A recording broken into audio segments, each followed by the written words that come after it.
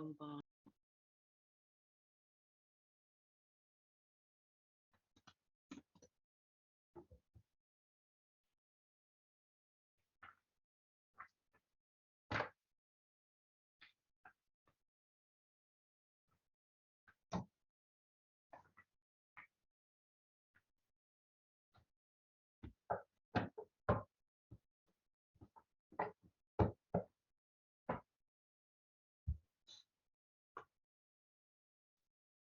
Baik, saya coba absen dulu ya.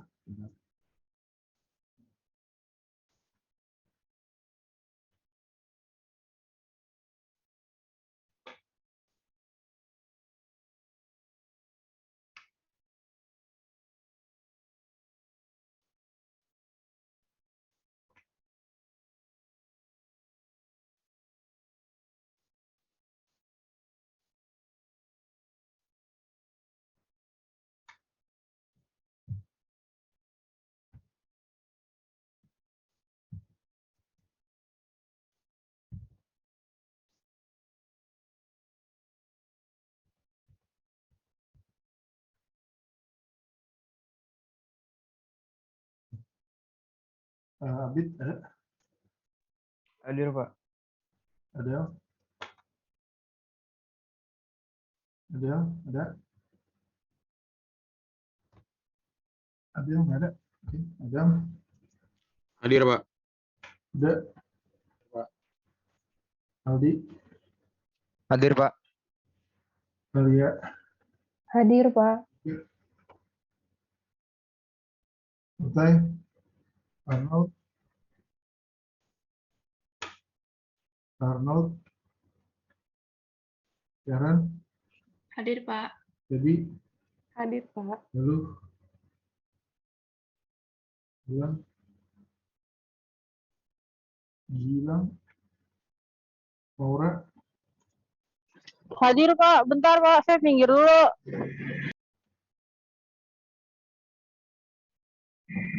Di jalan pulang, Pak. Ya. Saya Ini? off-cam ya, Pak. Izin. Ya. Mailisa? Hadir, Pak. Fadlur? Hadir, Pak. Haikal?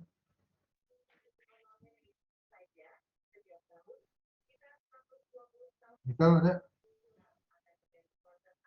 Hadir, Pak.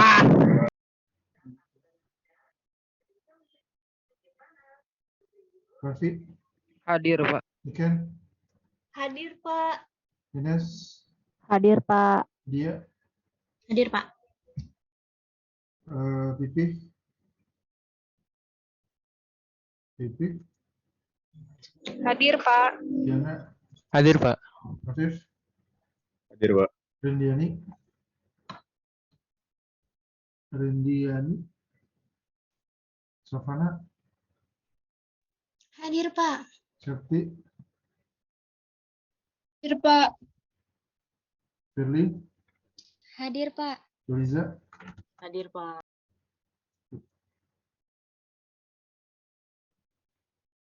Oke. Mau ada. Ya, hari ini kita masuk di sesi kedua. Sesi kedua kita akan bicarain tentang manusianya dulu ya. Jadi seperti yang saya sampaikan akhir minggu lalu, kita akan belajarin tentang manusia berinteraksi dengan mesin, dalam hal ini dengan komputer. Jadi kelas itu memang dengan nama Human Computer Interaction. Jadi kita akan bahas tentang, atau kita akan highlight dulu tentang manusianya. Di mana manusia itu sendiri kita udah pahamin ya, karena kita juga manusia dan kita memiliki kapabilitas yang limited, kapabilitas yang terbatas untuk memproses informasi-informasi yang kita dapatkan. Dan ini akan berimplikasi cukup banyak, dan hal ini sangat penting ya untuk kita pahamin, karena ini akan divisualisasikan, akan dibuat, akan dibentuk dalam bentuk desain. Desain ini nanti, atau apa namanya, prototype dan sebagainya mungkin sebutannya, ini akan mengakomodir informasi-informasi, dan informasi ini akan diterima dan direspon melalui aplikasi itu. Ya, jadi ketika kita memberikan sebuah informasi, kita harus bisa juga melihat bahwa oke, kita akan menampilkan informasinya seperti ini, lalu nanti proses berikutnya adalah tentang bagaimana sistem ini mampu mengakomodir manusia atau si user untuk memberikan responnya. Ketika kalian melihat dalam sebuah sistem kalian, oke, ini ada ada notifikasi bahwa pesan ini gagal dikirim dan sebagainya, tapi tidak ada button, tidak ada cara untuk kalian merespon. Beda dengan kalian nggak tahu ya, tapi tidak ada cara, itu akan sangat salah desainnya. Ketika kalian tidak tahu, ya itu harus juga diakomodir oleh si desainer. Desainer akan memberikan yang namanya mungkin button I dalam tanda kurung atau button information, icon-icon seperti itu yang bisa diklik, yang bisa dibuka untuk memberikan user itu pengetahuan. Gitu. Jadi ketika kalian sudah memberikan hal tersebut tapi si usernya masih nggak ngerti, itu bukan salah dari si developernya. Informasi ini akan ditampilkan, nah, ada input output channels-nya. Kita masuk dengan 4 hal. Yang pertama secara visual, ya, secara auditory channel, secara haptic channels, dan movement channel. Dan informasi itu akan disimpan di dalam pengingat, di dalam otak kita, ya, baik itu di dalam otak kita sendiri maupun di dalam sistem, di dalam komputer, di dalam aplikasi, di dalam teknologi itu juga. Ada sensory memory, ada short-term working memories, ada long-term memory. Nanti di sini kita akan bahas tentang itu juga, di mana informasi itu akan diproses ya dan diaplikasikan dalam 4 hal atau dalam bentuk. Pertama, kenapa informasi itu harus ada? Ya, jadi dari diri kalian sendiri, kalian punya pemahaman bahwa alasan-alasan kenapa kalian tuh harus memproses informasi. Jadi misalkan di dalam kelas seperti ini, informasi yang saya berikan, informasi yang saya sampaikan, itu kalian akan memproses hal tersebut. Kenapa? Karena pertama kebutuhannya yang paling muluk adalah kalian akan gunakan itu untuk pekerjaan kalian nanti. Tapi paling realistis buat kalian, saya rasa, untuk kalian lulus dari kelas ini, baik itu dari nanti UTS, UAS maupun dari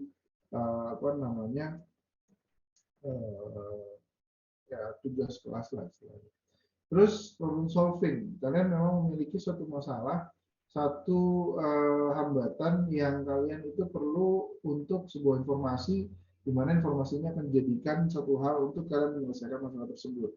Sebagian besar, di atas 80% saya yakin, sudah mencari semua jawaban dari permasalahan yang kalian dapatkan sehari-hari melalui Google. Google bisa kalian klik, bisa kalian ketik, bisa kalian ngomong melalui voice recognition dan segala macam teknologinya. Kalian tinggal masukin di situ input, dia akan keluar. Keluarnya seperti apa, baik dari YouTube video ataupun dari artikel dan sebagainya. Tapi paling tidak kalian akan cari lewat Google. Di situ berarti desain Google sudah cukup lah ya, sudah sangat amat baik. Dia membuat orang itu tergantungan dengan desain mereka, aplikasi mereka, sistem mereka, dan dia pasti akan, orang-orang itu akan mengajak orang lain untuk menggunakan Google juga. Googling aja. Ya, bahkan di beberapa bahasa yang saya pahamin, Google sudah menjadi salah satu kata serapan. Di googling aja, di Google, dan sebagainya. Ketiga, skill acquisition. Kalian ingin menambah skill. Itu paling pasti. Yang keempat ada error. Ya, error dalam mau proses suatu informasi karena ada satu hal yang error sama tadi. Bagiannya untuk problem solving. Mirip, ya, tapi di sini di bagiannya untuk permasalahan yang didapati. Lalu kita akan lanjut dengan emotions, influences human capabilities. Emosi itu akan mempengaruhinya bagaimana sih? Paling gampang adalah ketika kalian di dalam ruangan, kondisinya tenang, berbeda dengan kalian ada di luar ruangan, baik di luar ruangan sedang mengendarai kendaraan, baik itu motor, mobil maupun sepeda dan sebagainya. Bisa juga di luar ruangan kan sedang ada di lapangan, sedang di trotoar di jalan, sedang jadi jalan kaki maksudnya, terus ada di mall, ada di yang sebagainya. Di luar dari rumah. Jadi di situ minimal dengan hal-hal yang tadi saya sampaikan itu akan merubah emosi kita. Dan ketika kita misalkan lagi di jalan, kita sedang bawa motor, gitu kan kita sering melihat ya, walaupun dalam bahaya. Jadi kita lihat bahwa banyak sekali palingnya ojek lah, dia lagi bawa motor, satu tangannya pegang handphone, dia nunduk, di belakang udah rame, itu langsung dia bola, dan sering istilah seperti itu ya. Dan di situ di influencersnya dia yang pertama, dia sudah sangat nyaman dengan aplikasi tadi. Kedua, seharusnya ketika sedang buru-buru, aplikasi itu mampu membuat, oke, sebagian besar user saya akan menggunakan saya ketika mereka dalam di jalanan gitu loh. Ketika mereka sedang berada di satu hal yang buru-buru dan sebagainya, itu harus diakomodir, itu harus dilihat dan diimplementasikan sebagai bahan pertimbangan dan desain yang kalian buat. Jadi jangan sampai kalau kalian bikin di dalam aplikasi-aplikasi yang di dalam ruangan, kalian bikinnya terlalu terlalu terang dan sebagainya. The users share common capabilities, but are individuals with differences which should not be ignored. Jadi pengguna-penggunanya itu akan biasanya memiliki kemampuan yang sama, baik itu tingkatan ekonomi ya rendah, menengah, tinggi. Itu biasanya akan sama, tapi memang ada individu-individu dengan perbedaan yang tidak boleh juga dilupakan. Kenapa? Karena makanya kita masukin di sini adanya auditory channel, ada haptic channel juga. Nah, di mana kita akan membuat satu aplikasi, sebuah desain aplikasi, sebuah sistem yang memang mereka akan mengakomodir orang-orang seperti itu, orang-orang yang berkebutuhan khusus. Dan itu sebagai misal di negara-negara luar, negara yang sudah bukan berkembang lagi ya, mereka memang diwajibkan oleh pemerintahnya untuk menggunakan, untuk membuat setiap aplikasi, bangunan dan sebagainya memang harus ramah dengan orang-orang yang berkebutuhan khusus. Kita lanjut dengan human itu sendiri ya. Jadi central karakter human itu atau manusia itu akan menjadi satu sentral karakter ya. Karakter utama dari diskusi-diskusi kita di dalam kelas ini nanti. Kalian nanti bikin aplikasi, kalian nanti bikin sistem, prototype dan sebagainya, pasti human center design. Human center design adalah sebuah metodologi juga yang dimana kita membuat sebuah desain itu berdasarkan based on manusianya lah, segampangnya seperti itu. Jadi manusia ini apa? Dia manusia, dia user, dia satu makhluk hidup yang memang dianggap di atas dari strata dan sebagainya. Tapi teknologi ini memang akan diciptakan untuk mengassist, ya, untuk membantu si manusia itu sendiri. Sekarang contohnya gini aja, kalian ya di dalam kelas ini lihat sekeliling kalian teknologi yang kalian punya, baik itu di kamar, baik itu di luar dan sebagainya, di kamar atau di rumah. Semua yang ada, semua teknologi yang ada digunakan untuk apa? Digunakan untuk mengassist, untuk membantu kita sebagai manusia untuk menyelesaikan masalah-masalah lainnya. Atau paling tidak menyelesaikan santai dan sebagainya. Jadi bisa santai dan sebagainya. Kenapa? Karena teknologi itu ya contohnya misalkan kita ada laptop bisa Zoom dan sebagainya. Oke Pak, Zoom harus pakai laptop. Handphone bisa, kalian punya handphone. Itu sudah sangat membantu pertama komunikasi, ya, dan sebagainya. Jadi memang banyak hal yang kita perlu lihat dan kita perlu tanamkan bahwa manusia itu ada prioritas utamanya. Dan ketika kita melihat di area psikologi manusia itu sendiri, ya, General Panel of Cognitive Psychology ini lebih kepada kita membuat sebuah interaktif computer system itu. Di mana di dalam situ kita harus lihat juga. Pertama, capabilities-nya. Kemampuannya akan seperti apa nih orang-orang. Makanya kan kemarin saya bilang ada targetnya, target marketnya. Lalu ada limitation-nya, keterbatasannya apa. Mereka kalau pakai satu jari nggak bisa jelajah handphone dengan baik, harus dua jari, berarti desainnya harus dibikin untuk misalkan target Indonesia ya, ada beberapa barang luar negeri gitu, berarti dia akan dibuat untuk mengikuti selera Indonesia. Kita harus tahu bahwa ada beberapa hal lain yang mungkin dibilang susah, ya, tidak mungkin bahkan. Tapi ini juga membuat kita ketika mengintroduction manusia ini sendiri dalam aplikasi itu tadi, ada beberapa orang yang menemukan atau melihat bahwa itu gampang. Itu membuat sebuah desain tidak perlu pikiran yang seperti itu misalnya. Cukup ini aja langsung gini. Jadi memang ada beberapa hal dari orang seperti itu yang kita perlu lihat, oke, good, tapi ada banyak hal yang kita buang. Dan kognitifnya ini untuk kita melihat bagaimana manusia itu sendiri melihat atau perceive the world around them, melihat manusia atau dunia di sekitar mereka. Bagaimana mereka menyimpan, bagaimana mereka memproses sebuah informasi, bagaimana mereka menyelesaikan sebuah masalah, dan bagaimana physically manipulated objects itu akan ada.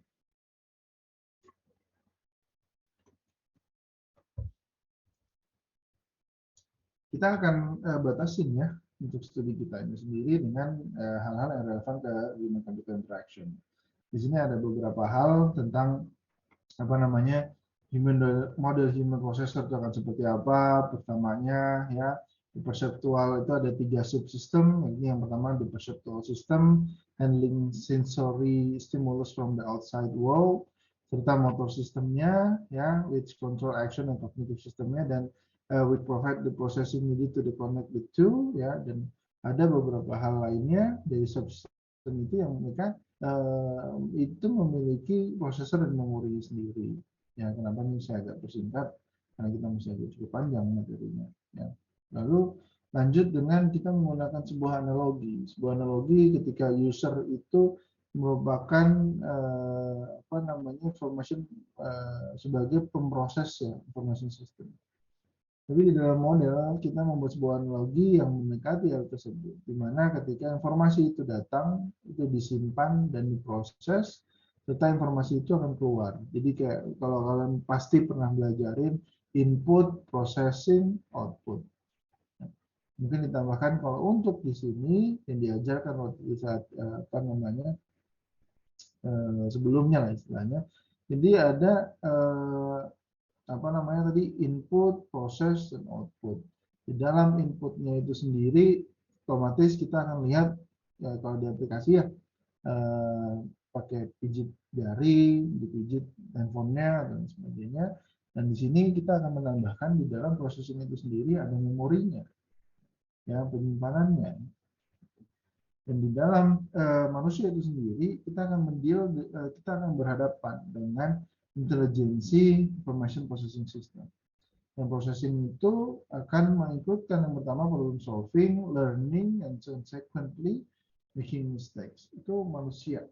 Jadi memang manusia ini sendiri kita tidak boleh lupa bahwa kita memang orang yang bisa makhluk hidup yang bisa menyelesaikan masalahnya. Tapi jangan lupa manusia lah yang membuat masalahnya itu sendiri. Jadi manusia itu sendiri beda dengan komputer, di mana manusia itu akan terpengaruh sekali dengan eksternal faktor. Sosialnya, lingkungannya, organisasinya seperti apa, kita harus aware dengan influence seperti itu. Masuk dengan input-output channel yang tadi. Input-output channel di dalam dunia desain kita hanya perlu melihat bahwa adanya bagaimana kita memberikan respon ketika ada satu notifikasi, ada respon dari aplikasi. Ketika nggak ada aplikasi nggak ada respon segala macam, bagaimana caranya kita input dengan aplikasi tersebut? Sangat amat simpel. Kalian buka WA, kalian buka handphone kalian, nggak ada tuh notifikasi WA atau WhatsApp. Ya udah. Tapi ketika sekarang yang berjalannya waktu ya perkembangan WA, yang tadinya kita ada WA masuk, kita harus masuk ke aplikasinya. Yang sekarang kita bisa lihat nih dari luar sebelum kita masuk ke aplikasi itu siapa yang WA, siapa yang telepon dan sebagainya. Atau dalam hal ini kita melihat bahwa user itu akan memberikan inputnya juga. Jadi yang muncul di di highlight di lock screen lah istilahnya, kita bisa reply langsung kan dari situ WA.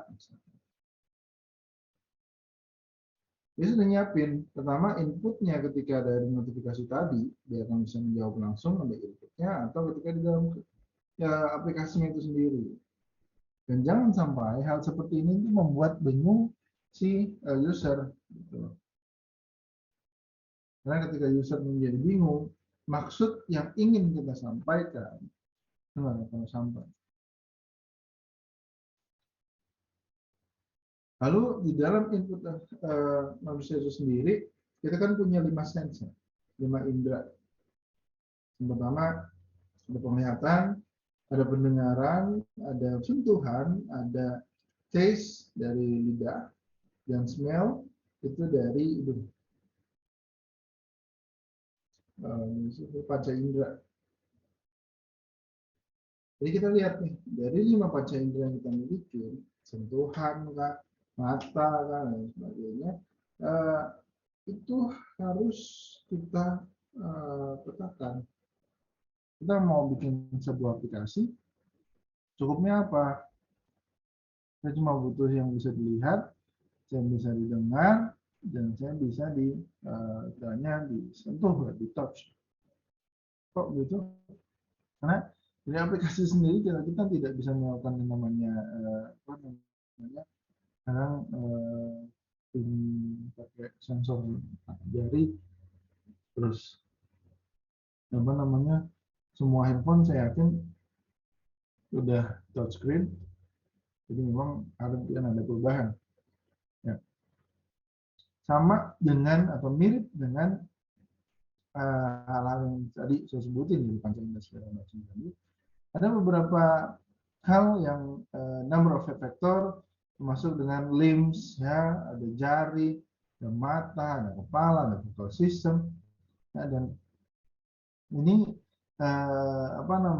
tentu saja tangan, ya, tangan, jari itu akan memainkan peran yang sangat vital gitu, ya.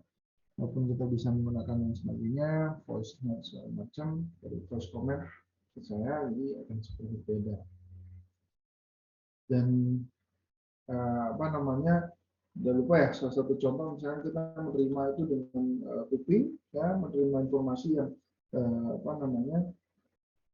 melewati pendengaran,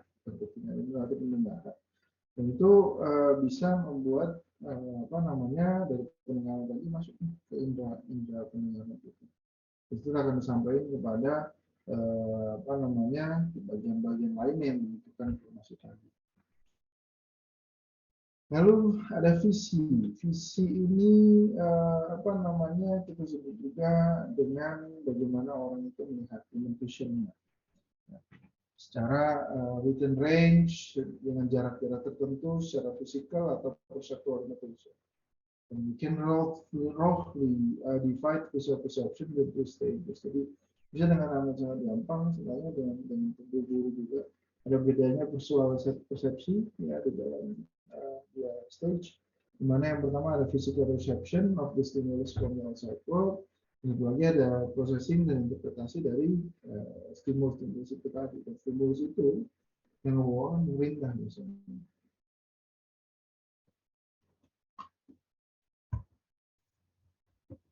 Dari visi tadi kita turun dengan ke mata manusia, di mana visi tadi dimulai dengan adanya cahaya. Kayak gini, kalau misalkan laptop saya gelap, monitor saya gelap, saya tidak akan bisa melihat kata-kata yang ada di dalamnya. Nah, dan itu merupakan mekanisme untuk ketika kita menerima lampu hijau, dan kita mempunyai di mata kita itu sendiri dari lampu, ya, shooting light atau lampu putih dan segala macam lah istilahnya. Dan itu akan menjadi ditransform dengan mata kita menjadi satu electrical energy. Nah, di mana light itu atau cahaya itu akan merefleksi dari objek yang ada di dunia. Jadi misalkan cahayanya mantul kemana, atau misalkan di dalam, tadi saya bilang dengan komputer nggak kelihatan gelap, ini kita nggak akan bisa lihat. Jadi paling tidak contoh dari bulb itu tadi, dari lampu itu tadi, ketika dia menyala, dia memantul, dia mengenai satu objek, objek itu akan bisa kita lihat. Ya. Beda dengan objek-objek yang tidak bisa terlihat dan sebagainya, karena dengan adanya sinar, dengan adanya cahaya tadi, itu tidak akan bisa terlihat. Sama seperti itu, dan itu yang perlu kita perhatikan. Ini akan nanti ada hubungannya dengan warna yang kalian akan pikirkan untuk dalam aplikasi kalian masing-masing. Kornea mata dan sebagainya, nanti saya yakin bisa dibaca sendiri juga. Karena kita akan lihat di sini sebagai retina dan sebagainya, ini memang cukup teknis lah istilahnya, tapi nanti bisa dibaca juga sama kalian. Dan memang ada kemampuan-kemampuan, ya, saya coba highlight sedikit lagi di bawah sini, ada sekitar 120 juta rods per eye which are mainly circulation power, the ages of the retina.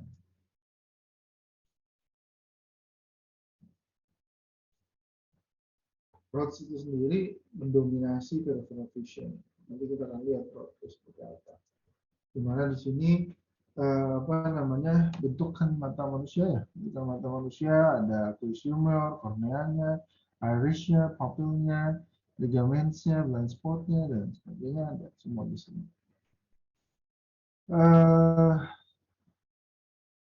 Color vision, kita bicara tentang warna sendiri yang akan ditangkap oleh manusia, yang tertangkap oleh mata manusia, di mana ada sekitaran 6.000 cones di mata kita, yang sebagian besar mereka akan berkonsentrasi terhadap fovea atau area kecil dari retina yang dia akan memperbaiki penglihatan manusia. Jadi misalnya mata kita tanpa si cones ini itu mungkin yang matanya dan sebagainya, ya. Jadi agak sedikit goyang, ya, agak sedikit nggak kelihatan. Sebagainya, memang ada beberapa hal dengan kesehatan mata itu yang berubah.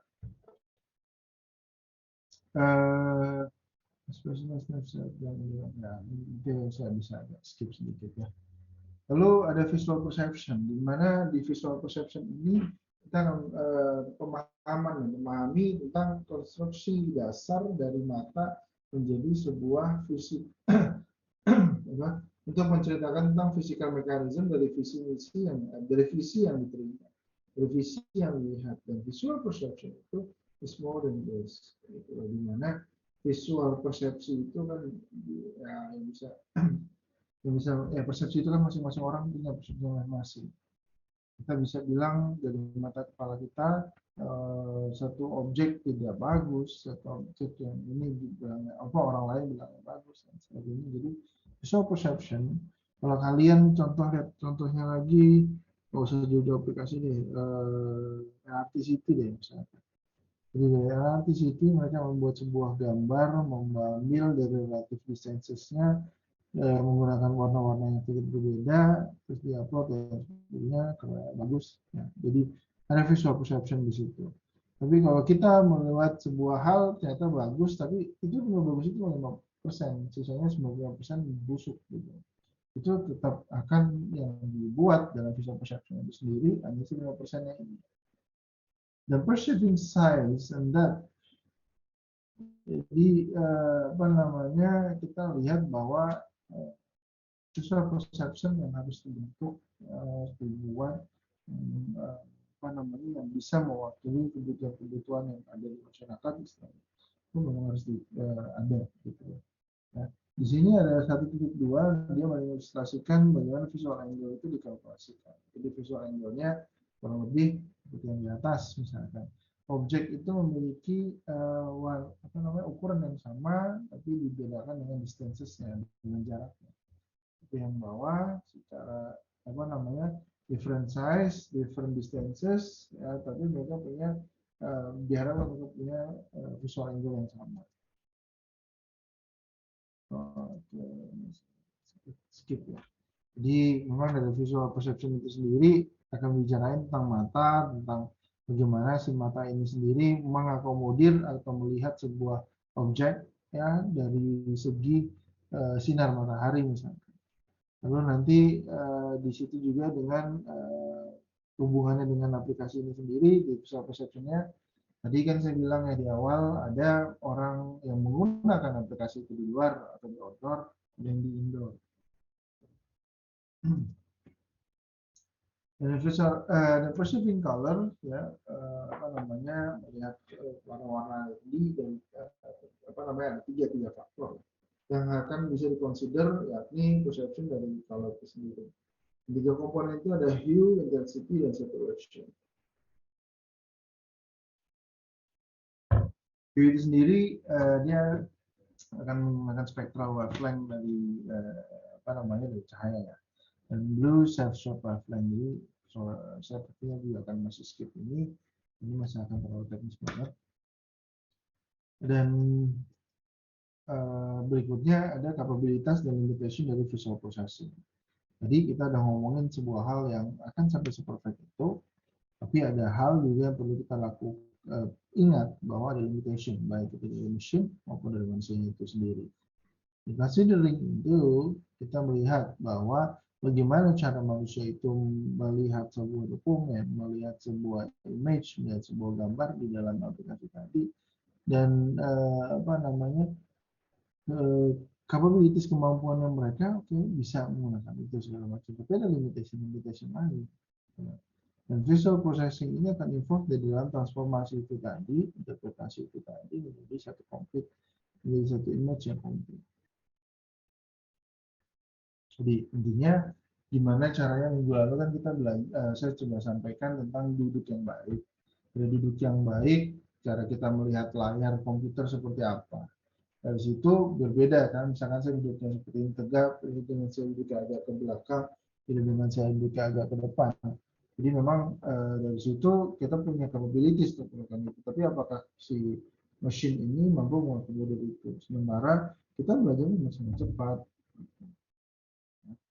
Dan limitasi dari visual processing itu akan bisa digambarkan misalkan seperti ini.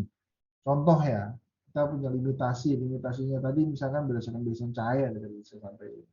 Dan misalkan ada beberapa orang yang melihat pertama 1.3 itu ada ambigu apa namanya karakteristik ambigu atau gambar ambigu.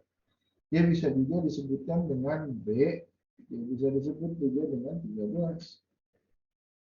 Ya, contohnya yang pertama, 1.3 itu yang B gitu kalau nggak salah. Terus yang kedua ABC, yang ketiga 12, yang ketiga disitu B juga 12, B 14. Dan ada mulai illusion di mana menurut kalian yang mana tuh dari 1.6 itu yang paling panjang garisnya. Saya melihat itu apa namanya di situ tidak ada yang namanya lebih panjang seperti ini. Nah, the Muller layer illusion itu akan bilang di bawahnya itu which line is longer. Nah kalau kita tarik ke atas ya sama.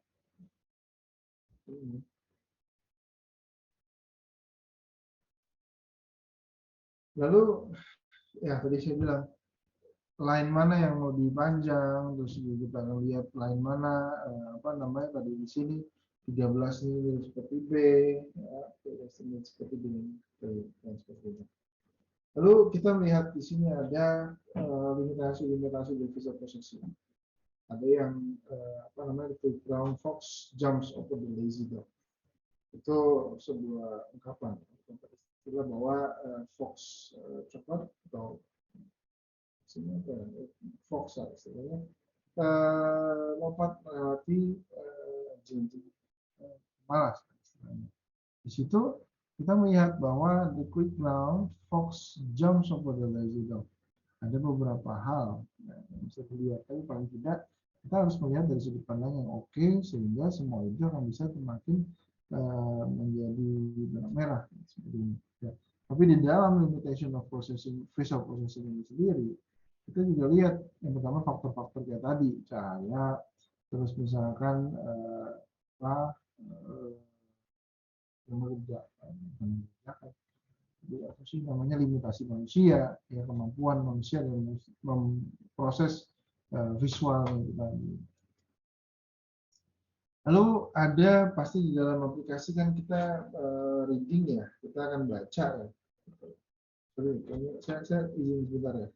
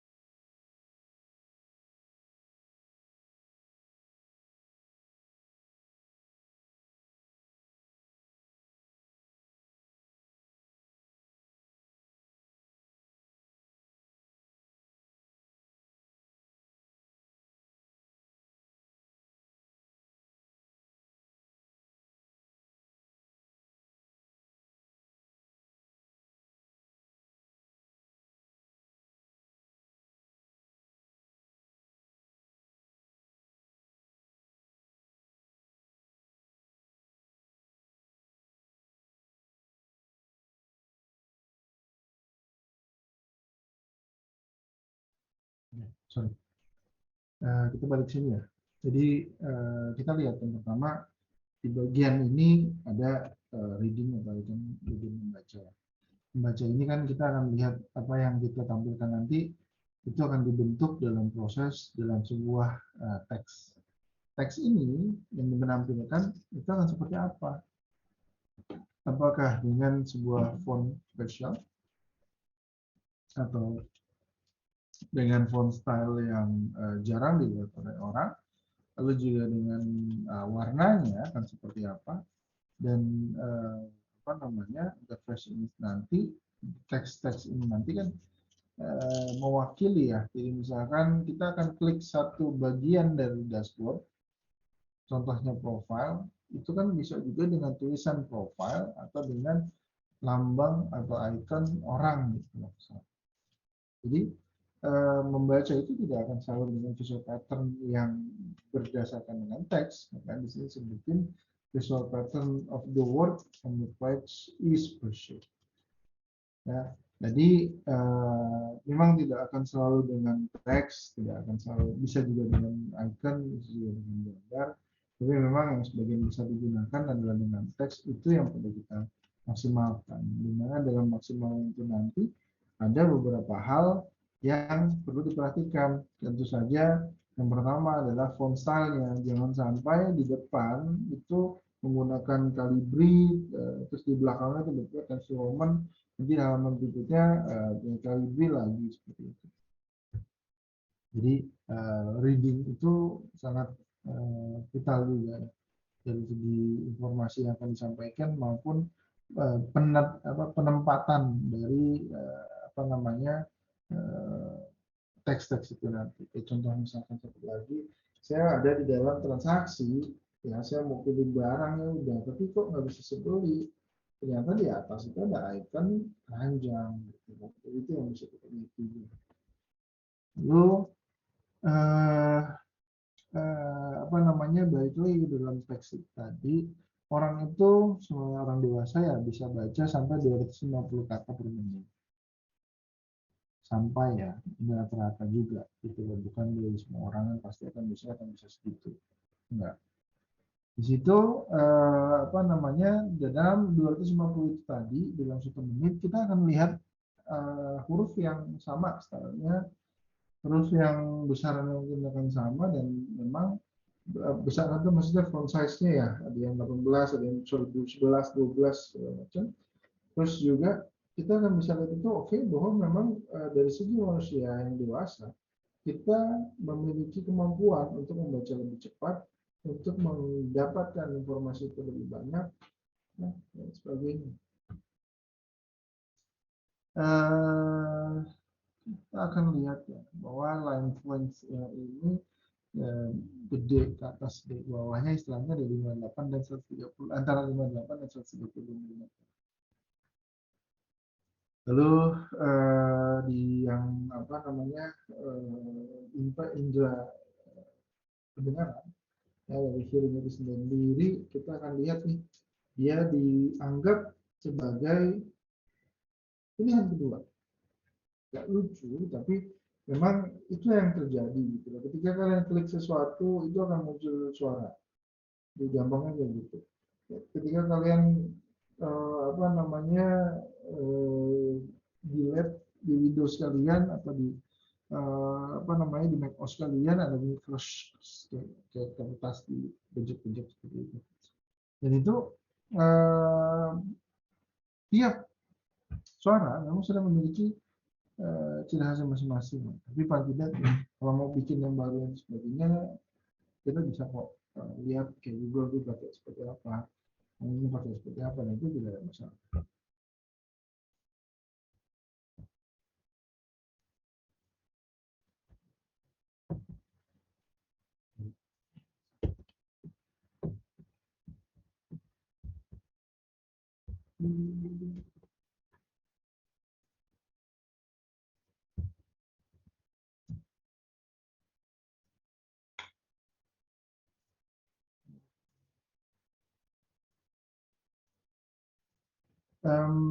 Ketika dari pendengaran itu tadi akan turun dengan telinga manusia ya. Di dalam telinga manusia kan ada gendang telinga itu akan ada vibrasinya, dia mentransmisi dari gendang telinga itu tadi kemana ke masyarakat, misalkan ke otak kalian, istilah juga yang kemana dan sebagainya. Dan the ear receives this vibration and transmit them through various stages. Ada hal-hal lainnya, ada step-stepnya. Yang pertama, kalau kita lanjutin tadi, ada outer ear, middle ear, dan ada inner ear. Di outer ear sendiri, dia menjalankan dua tujuan. Yang pertama, untuk melindungi sensitif middle ear damage. Intinya mereka akan coba saling tolong-menolong. Kedua, dari pinna dan auditory canal serve to amplify some sounds. Nah, ada di dalam hidung juga disebutnya dalam bahasa Inggris adalah pinna.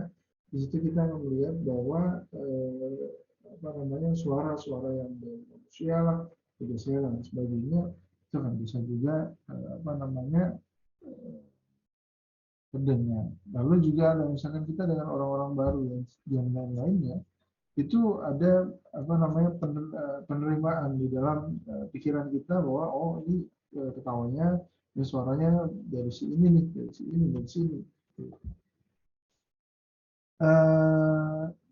This relays because ini lebih kepada ini ya, di dalam tadi yang bawah ada di mana serve to amplify some sounds. Jadi ada gendang telinga, ada bagian dari telinga itu yang mereka melihat, oke, ada suara baru, mereka terjemahkan dan sebagainya. Mereka recognize dulu lah, maksud terjemahkan.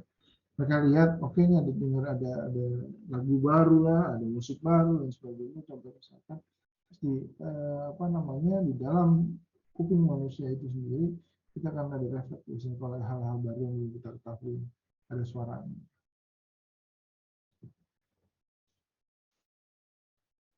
Relay itu tadi dia apa namanya dibutuhkan karena bahwa tidak seperti airfield outer dan middle ears.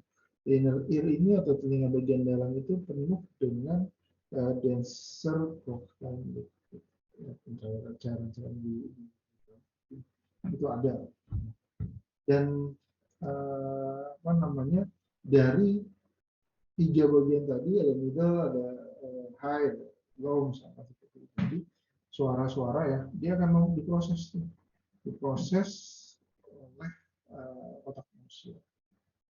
Karakteristik seperti apa, pitch-nya bagaimana, frekuensinya akan seperti apa, apakah dengan frekuensi seperti tersebut masih bisa terdengar oleh manusia atau enggak. Dan kuping manusia itu bisa mendengar hingga frekuensi antara 20 Hz sampai 15 kHz. Dan selektif ya, pasti kita akan selektif dengan pendengaran kita seperti diilustrasikan dengan partial effect, di mana kita pilih sebuah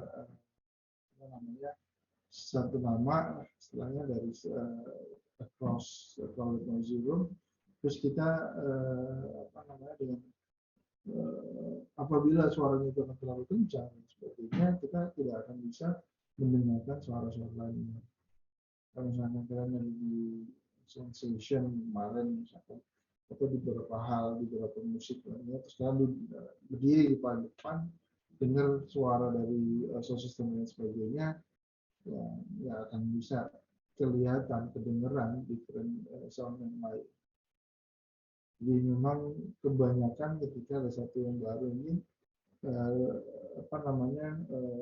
marwahnya manusia itu sendiri, dia akan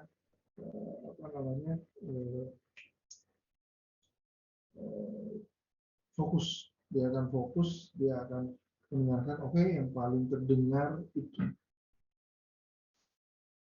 Ketiga, sentuhan kita lihat ya, ada tadi di awal kita sebut dengan haptic perception, dia sangat erat urutannya dengan sentuhan, di mana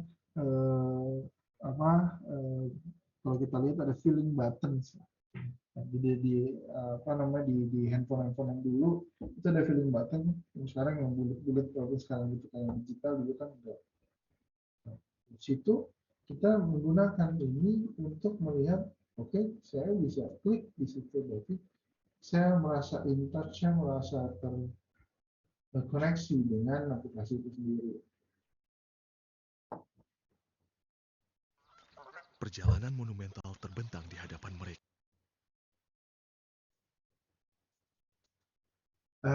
Touch juga seperti yang sebagainya, kita akan lihat ya, antara yang pertama yang paling bisa menjadi masalah itu adalah suhu. Dari suhu itu, misalkan kalau kita di dalam ruangan dengan di luar ruangan itu akan berbeda.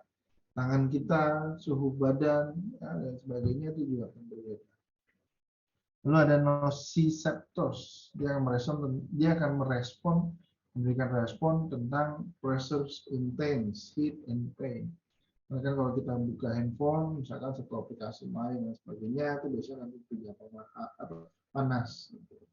Dan mechanoreceptors, respond to pressure. Keempat, kita consider juga movement, perubahan. Otak manusia akan memberikan satu perintah, bisa dibilang seperti itu, untuk misalkan kita mau jalan, otot mana di dalam tubuh yang memang akan digunakan untuk berjalan. Dan di dalam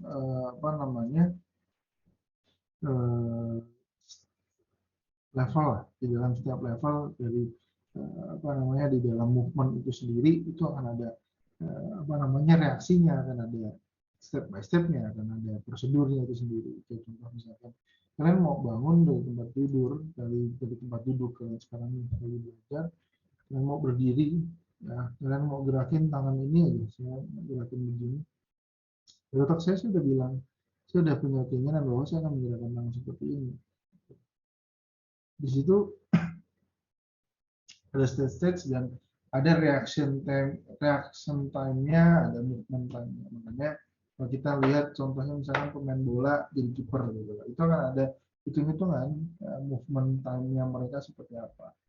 Dan itu memang bisa dilatih, bisa dilatih. Dan setiap orang itu akan bisa memberikan reaksi terhadap signal-signal auditory yang sampai 190 milisecond. Sampai 200 visual signal itu di antara 200 milisecond, dan pain itu bisa kita sampai 300 sekian.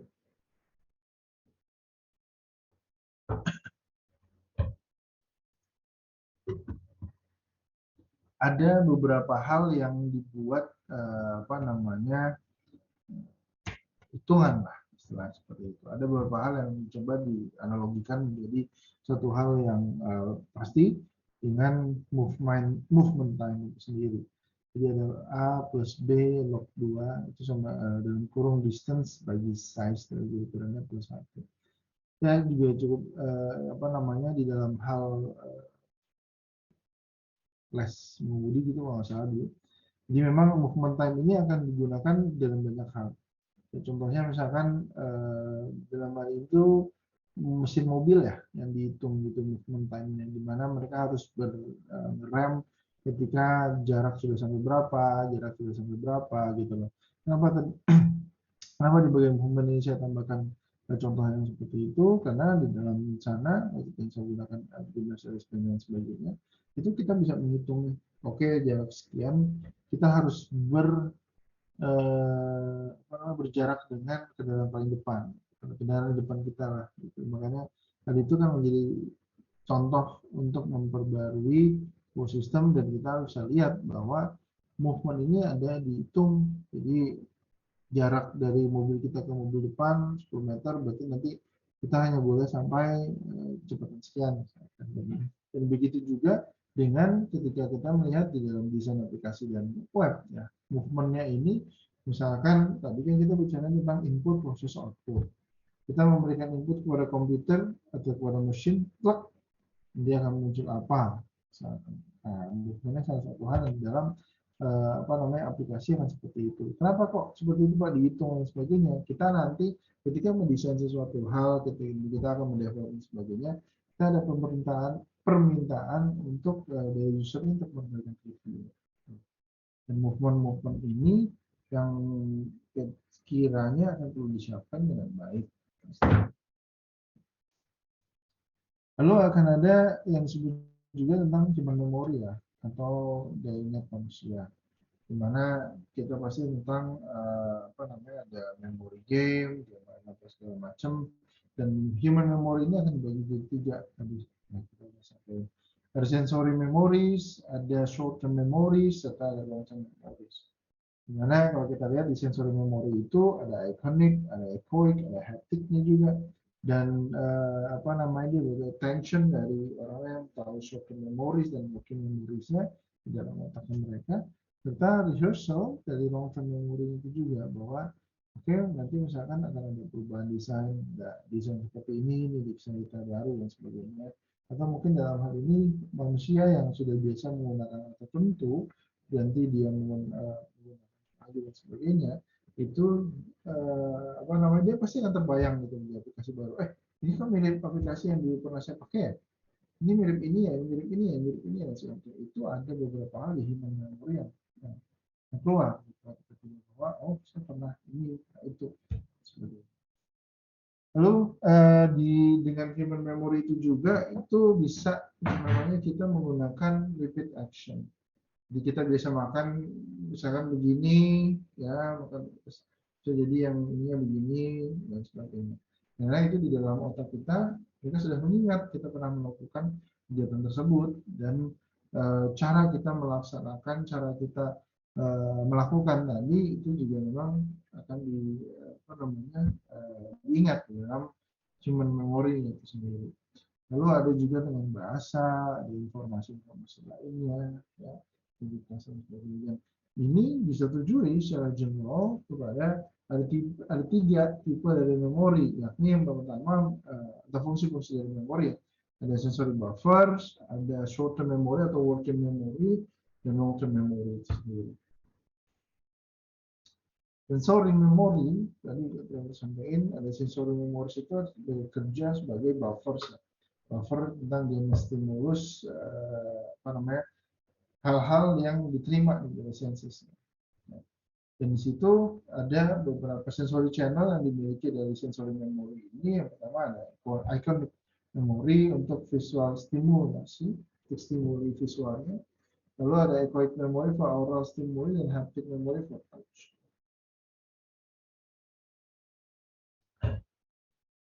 Di dalam ketiganya ini tadi ya, ada iconic, echoic, dan sendiri. mereka memainkan peranan yang cukup penting lah, pastilah cukup penting karena nggak ada yang penting sebenarnya. Tapi di dalam terkadang orang-orang itu memiliki satu hal yang mereka lebih dominan di dalam otaknya itu sendiri.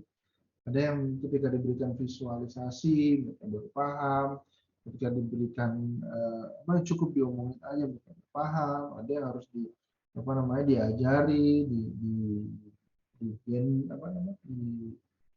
ditemenin lah sebagainya, baru di dalam sensori memori orang itu tertanam dengan cukup baik.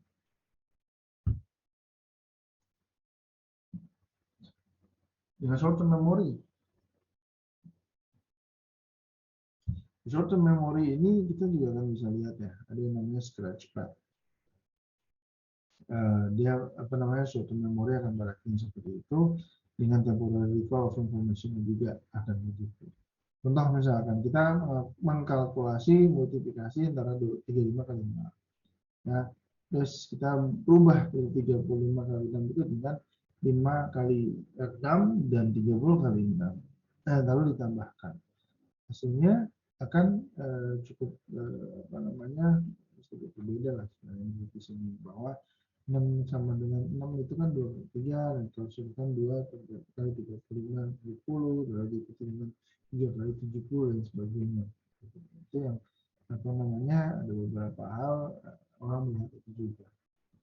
Lalu lanjut dengan short-term memory berikutnya, ada limited kapasitasnya, gitu. Sama seperti cawan, sama seperti mangkok, piring dan sebagainya, ketika dimasukin air terus menerus, dia akan mencapai limitnya sendiri.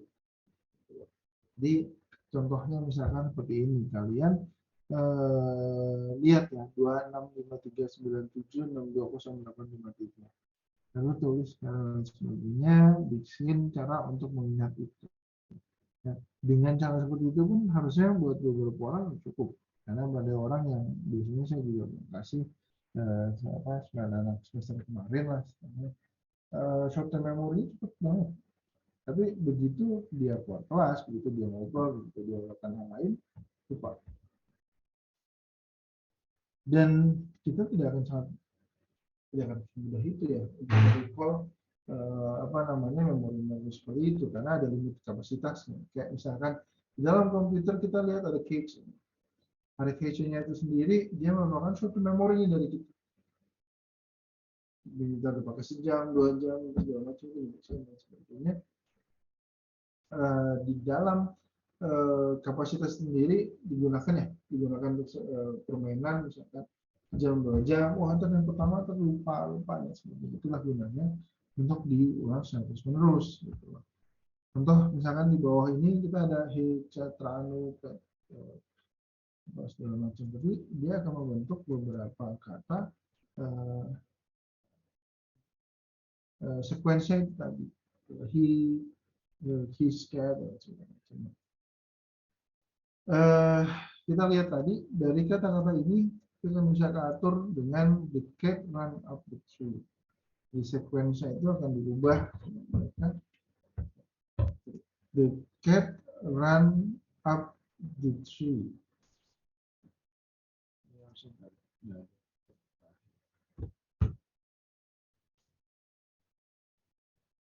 Di dalam eksperimen ini sedikit saya aja dulu juga awal dengan eksperimen seperti ini saya nggak ngerti. Itulah ini bisa jadi kata apa? Keterangan itu atau segala macam. Yang jadi di dalam eksperimen ini subjek itu akan diberikan untuk menyebutkan beberapa kata secara bebas. Evidence memperlihatkan atau bukti-bukti akan memperlihatkan tentang the recall last word represented is better than the recall of first and middle. Jika tidak orang-orang ini mendengarkan di awal, tengah, dan akhir, tentang ini biasanya akan banyak banget lupa.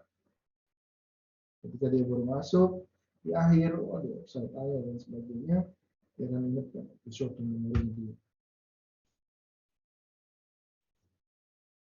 Kita lihat sedikit ya tentang di video 1.10 di mana dari detail tentang short term memory itu sendiri. Ya, auditory imaging system ini akan kemana? Ke sentral eksekutif. Sentral eksekutif bisa kemana? Bisa ke kiri, pertama dia ada articulatory loop, ya, misalkan apa di sebelah kanan ada visual spatial scratch pad. Jadi ada beberapa hal itu di dalam short term memory yang coba untuk di visualisasikan. Long term memory dari kita udah discuss tentang short term memory juga, di mana di short term memory itu kan dia seperti sketchpad ya, tapi di long term memory ini apa namanya resource utama ya, seperti resource utama dan sebagainya, kita yang menyimpan semuanya. Dan long term memory itu bertujuan untuk apa namanya penyimpanan long term memory dari informasi. Informasi is placed there for working memory through rehearsal. Tidak seperti working memory lainnya yang bisa little decay dan sebagainya. Apa namanya long term recall after minutes it's the same as that after hours of play. Di long term recall dia akan sama terus, yang sama lebih dari berapapun, misalkan lebih dari 20 minggu. Dua tipe dari long term memory sendiri. Yang pertama ada episodic memory dan semantic memory. Ya, episodic memory itu sendiri merepresentasikan ingatan-ingatan terkait events, pengalaman, ya, serial form dan sebagainya.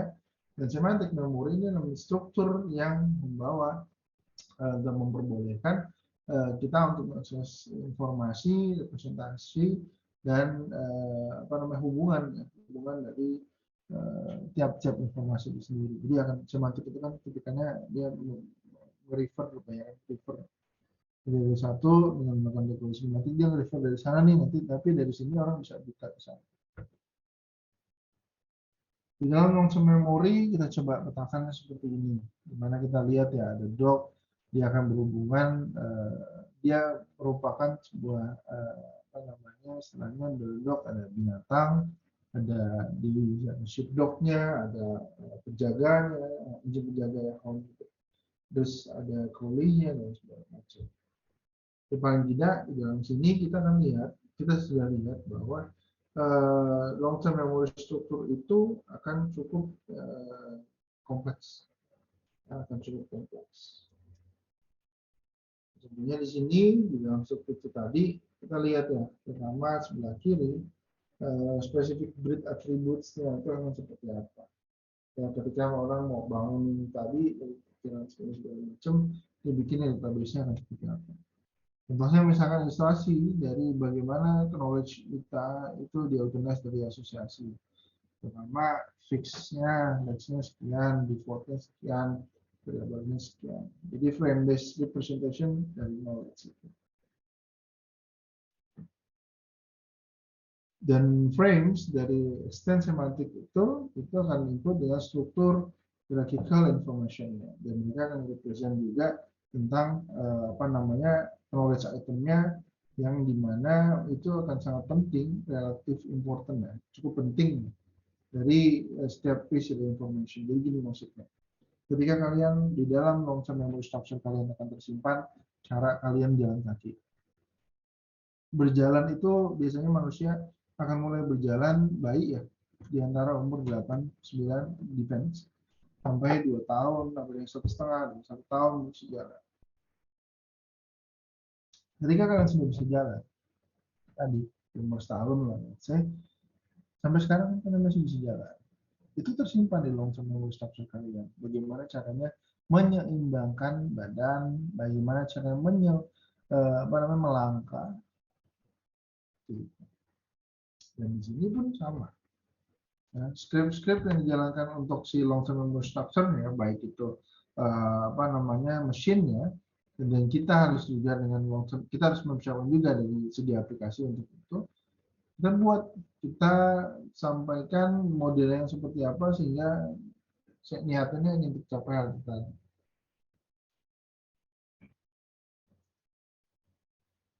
Di dalam sini script for a visit to the file. Jadi ada entry condition seperti apa, roles-nya siapa yang bermain di situ siapa, result-nya apa, pro-nya bagaimana, cocoknya seperti apa. Jadi di dalam long term memory structure ini kita akan melihat script ini. Script ini yang nanti di dalam long term memory structure itu akan tersimpan. Oh, tadi saya bilang jalan, makan, seperti itu. Dan script itu akan merepresent default atau theoretical information, di mana dia akan memperbolehkan atau membuat manusia itu menginterpret partial description atau cues fully, ya, di mana ada beberapa informasi yang bisa bisa dilengkapi, ya, seperti slot itu tadi. Jadi di dalam structure slot isi. Hanya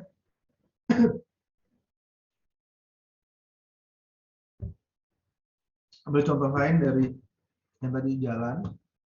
Contohnya misalkan kekerasan ketika masih kecil dan sebagainya itu kan ada trauma yang sangat besar. Dan entry condition itu makanya di dalam perkembangan anak lah istilahnya, kalau saya ngomong seperti itu, ada di golden age. Itu masuk dalam entry condition. Sama seperti itu ketika di dalam masa kecil dari 1 sampai 7, 0 sampai 7 tahun itu ada entry condition yang diisi dengan hal yang tidak baik, itu akan bisa mengakibatkan beberapa hal buruk lainnya. Sama seperti itu ketika kita dalam kecil 0 sampai 7 tadi dari golden age kita sudah terbiasa suka dengan gambar, warna, dan sebagainya. Aplikasi nanti yang untuk kita tujukan dengan orang-orang yang segmen khusus, orang-orang dengan segmen yang tertentu, misalkan ya kita harus sesuaikan dengan itu. Kalau misalkan kecilnya ternyata orang-orang tadi yang punya kelompok ini seperti ini, kita harus berikan desain aplikasi yang sesuai dengan kebutuhan mereka. Entry condition. Lalu ada resultnya. Jadi input, prosesnya seperti apa, outputnya ada resultnya. Props-nya, roles-nya, scenes-nya, tracks-nya. Ini makanya kemarin kemarin pun saya minta tentang use case skenario maupun dengan use case diagram dan sebagainya. Di dalam long term memory structure ini juga tipe final dari of knowledge representation ini juga bahwa kita memiliki banyak sekali memori di dalam kita. Itu sudah pasti.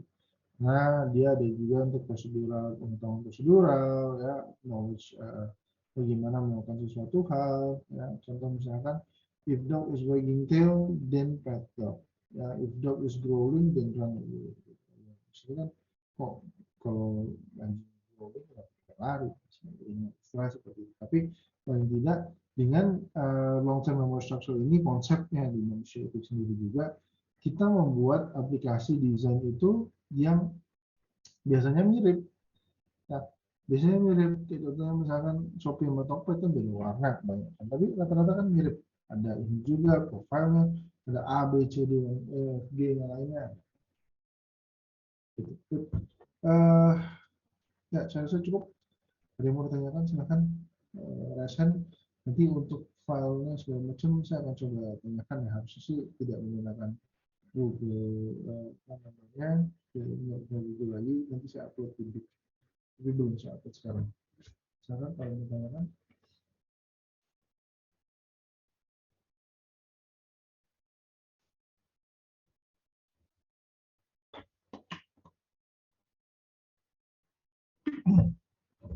Kalau ada, lanjut dari yang di WA, dan ada beberapa perubahan saya buat. Yang pertama saya minta ada 4 grup, 4 students dan 10 students. Tapi tadi kan masih ada 1 grup yang kosong dan saya sudah acak, ya, grup itu saya acak sendiri. Dan beberapa peraturan saya akan ubah. Yang pertama, setiap grup itu akan mendapatkan project yang berbeda-beda. Ya, jadi saya tarik lagi yang dulu saya minta beberapa perubahan dari kalian juga. Jadi tidak ada yang namanya petisi dan sebagainya. Kalian akan menggali informasi sebanyak-banyaknya tentang project yang saya minta untuk kalian lakukan. Kedua, kerjakan dengan hasil lahir membuat digital prototype untuk web-based system dan app-based application. Di sini nanti yang saya minta, kenapa ada seperti ini, di dalam grup itu saya minta ada 1 2 orang analis, 1 analis masing-masing untuk web base-nya, 1 untuk aplikasinya. 2 orang lagi yang membuat desain, atau 4-4 mau desain masing apa bareng-bareng setiap task terserah kalian. Baru nanti terakhirnya kan ada kalian bisa buat render diagram ya untuk database-nya, pas diagram maksud saya, ada use case skenario nya, use case diagram dan sebagainya, itu untuk melengkapi nanti tugas akhirnya. Ada yang mau ditanyain dari sini dulu? Silahkan raise hands kalau ada yang mau ditanyakan.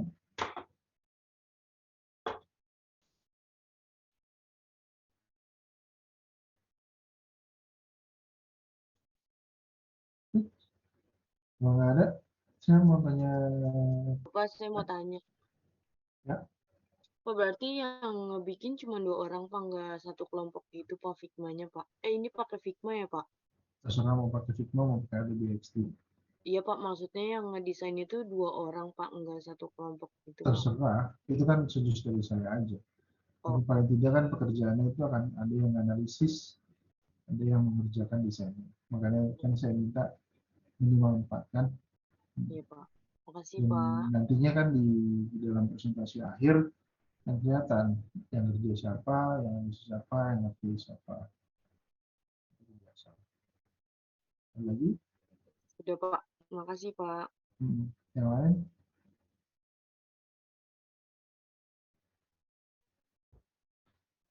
Ya, salam ya.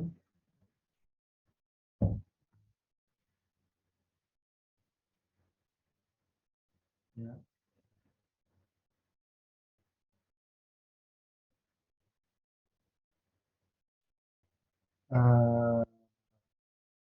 PC biasanya.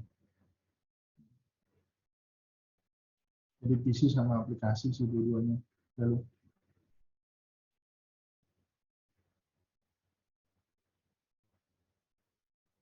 betul. Sistem. Ya harus web-based system, saya biasanya sebutnya web-based system sih. Tapi kalau misalkan agak membingungkan, saya bilang yang pertama di sini based on-nya sistem desktop. Ya, di sini application based, app based aplikasinya ya aplikasi yang ada di handphone atau mobile. Ya, good. Ada lagi?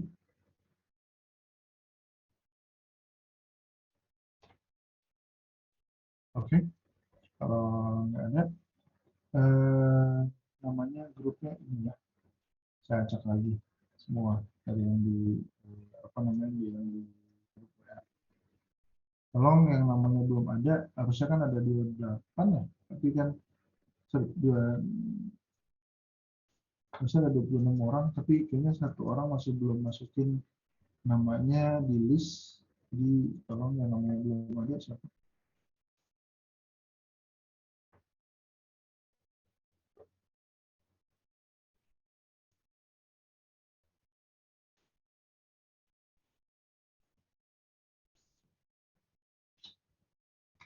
Sudah ada semua namanya?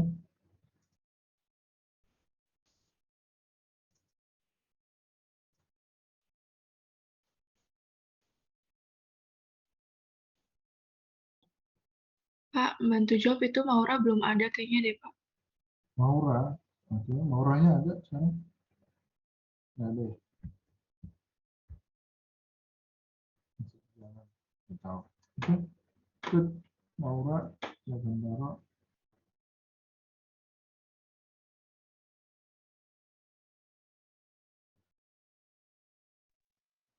Pak, ini belum ada, Pak. Maura mau di grup yang mana? Mana aja, Pak, bebas. Bapak aja yang milih. Iya, Bapak aja yang milih. Yakin? Iya, Pak. Cukup ya. Iya.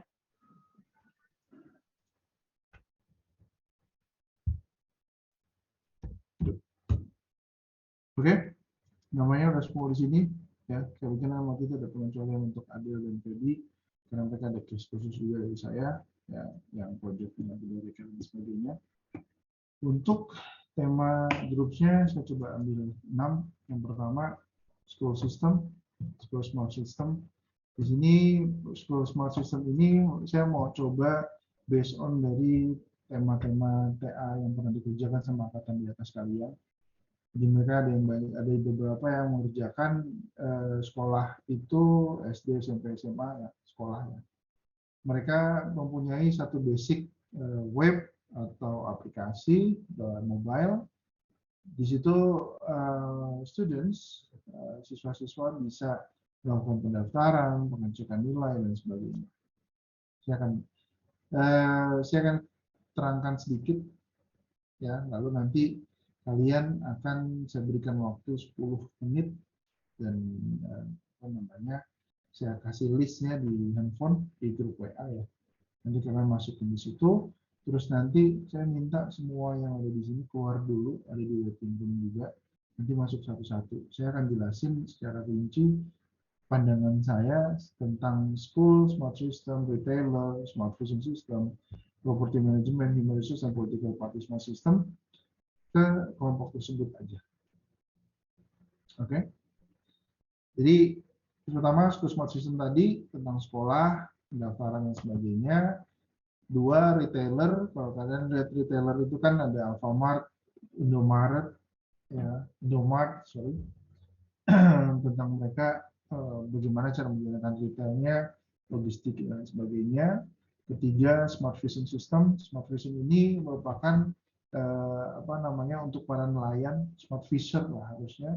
Tapi saya kategorikan sebagai vision aja, smart fisherman. Jadi sebuah sistem untuk nelayan, bagaimana caranya mereka nelayan ini bukan hanya untuk nelayan aja sebenarnya, tapi saya minta juga nanti dengan rencana pemerintah untuk menggunakan renewable energy dan sebagainya, nelayan-nelayan ini diharapkan dengan sistem ini akan terbantu. Terbantunya apa? Kita bisa memonitor, pertama nelayan itu kan akan lebih canggih dengan sistem GPS dan sebagainya. Terus ada juga yang dengan baterai, perahu baterai dan sebagainya. Nanti kita akan bermain di situ. Keempat, property management. Property management ini akan seperti perusahaan-perusahaan properti di mana mereka punya property list-nya akan seperti apa, bagaimana cara mereka memasarkannya, untuk nanti digital marketing, gambar dan sebagainya, penyewaan sampai situ saya akan minta. Human Resource Management ini aplikasi untuk belajar SDM, bagian HRD, bagaimana mereka mengatur nih perusahaan punya karyawan, terus mereka mau check in, check out kerjaan, bagi-bagi tugas di dalam perusahaan, itu kan bisa juga dilakukan seperti ini. Mungkin training di dalam perusahaan pun juga. Yang keenam, political party smart system, semuanya saya sebut dengan smart system atau asal-asalan dengan sistem. Political party smart system saya akan lebih lihat dengan rencana tahun depan 2023 akan ada kampanye dan sebagainya tentang dunia politik Indonesia.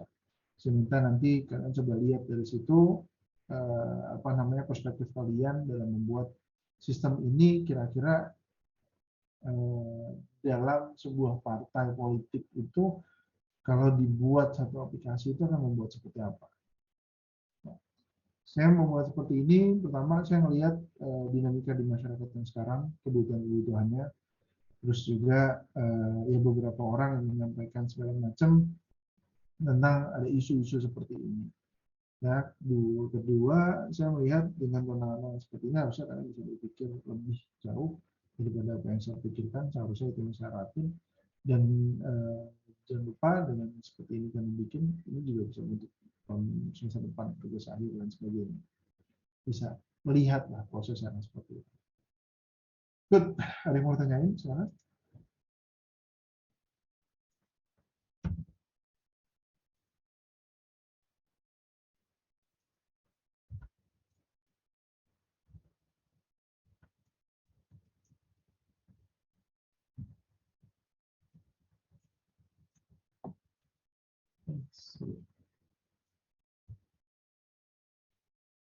Kalau nggak ada, silahkan semua keluar.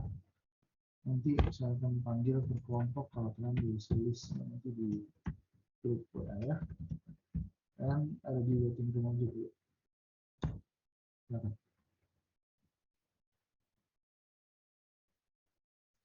Pejabat ada ini. Ya, tulis nama kalian. Caranya misalkan apa namanya kelompok 1, 2, 3 ini untuk sistem apa namanya untuk temanya, project temanya nanti kalian tinggal isi aja misalkan kelompok 1 mau ambil human resource management berarti dia ngisinya di apa namanya di nomor 5. Ya, yang terbalik. Riza kan kelompok 3. Ya atau enggak kayak Riza bikin seperti itu ya boleh. Yuk, silakan dulu. Nanti saya panggil.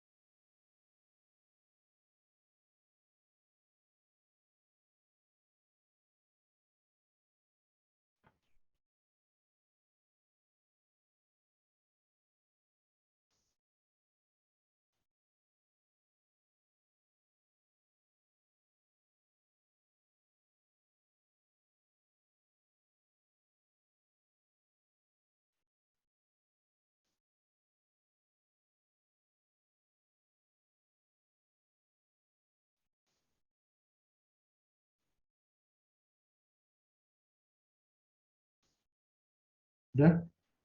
Semua ya? Udah, Good. Pak.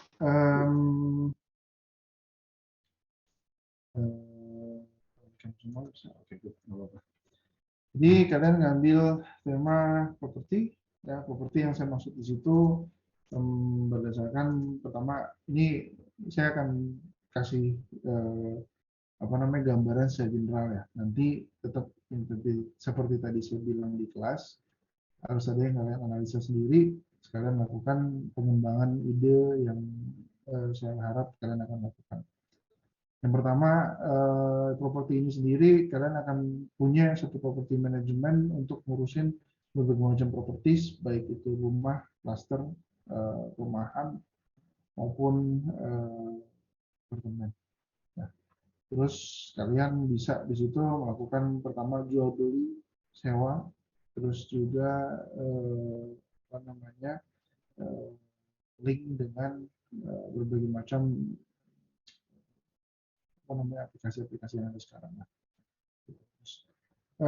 Terus juga di situ saya minta selain dengan yang seperti itu di dalam pengembangan nanti aplikasi ini tidak hanya berhenti untuk sampai penjualan segala macamnya juga, tapi sampai building manajemennya. Di building management ini nanti ada terpisah ya, visual segala macamnya bebas, nanti konsepnya kalian seperti apa. Ketika masyarakat atau pembeli udah jadi tenants, udah tinggal di baik di apartemen, di klaster, ya ini berlaku untuk klaster dan apa namanya perumahan dan apartemen ya. Tidak berlaku untuk rumah yang dijual secara mandiri lah istilahnya, kalian untuk dibantu untuk marketingnya aja. Di situ pastikan mereka akan bayar yang namanya IPL, apa namanya tentunya kliennya lah, itu yang saya minta akan ada di dalam aplikasi kalian. Sisanya itu basic dari saya, sisanya kalian saya minta untuk melakukan pengembangan ide dari situ. Ya, ada yang mau tanyain? Oh, Pak, saya mau nanya. Jadi kalau kayak manajemen itu berkaitan dengan KPR bank gitu ya, Saya Pak? nggak minta sampai situ sih, tapi kalau kalian bisa sampai situ terserah. Hmm. Itu kayaknya udah dunia yang berbeda deh. Kalau sampai KPR, pengajuan KPR kan, maksudnya itu agak Iya, Pak. berbeda kayaknya. Oh, baik, Pak. Hmm. Terima kasih, Pak. Ya. Hmm. Ya, ya bisa apa aja. Kan ada traveloka, ada apa, atau mau jual beli segala macam bebas. Itu kan saran dari saya, karena kan ada penyewaan kan. Jadi saya minta.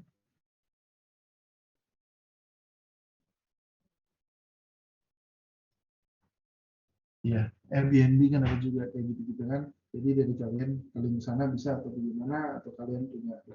Tapi kalau misalkan tadi basic saya secara general tadi nggak masuk menurut kalian, nggak cocok, kalian punya ide lain, I'm open to it. Ya.